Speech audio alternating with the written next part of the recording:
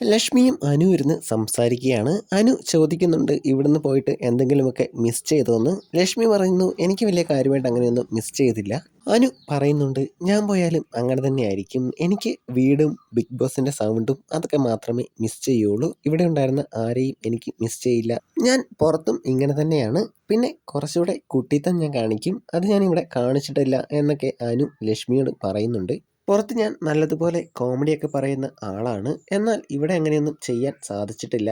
എല്ലാവരും നമ്മുടെ നേർക്ക് എതിർത്ത് വരുമ്പോൾ എങ്ങനെയാണ് കോമഡിയൊക്കെ പറയുക? പിന്നെ ഫ്രൈഡേ കുറെ കോമഡി കോപ്രായങ്ങളൊക്കെ ഞാൻ കാണിക്കാറുണ്ട്. അതൊന്നും വരില്ല എന്നാണ് ഞാൻ വിചാരിച്ചത്. പക്ഷേ ഇവരെല്ലാം വന്നപ്പോൾ അറിഞ്ഞു അതൊക്കെ വന്നിട്ടുണ്ടെന്ന്. സംഭവം അനു പറഞ്ഞു വരുന്നത് എന്താണെന്ന് വെച്ചാൽ ഫ്രൈഡേ അനീഷിൻ്റെ അടുത്ത് കുറച്ച് ലവ് ആക്ഷൻസ് ഒക്കെ കാണിച്ചല്ലോ, അതൊക്കെ ഞാൻ വെറുതെ കോമഡിക്ക് കോപ്രായമായിട്ട് ചെയ്തതാണ്.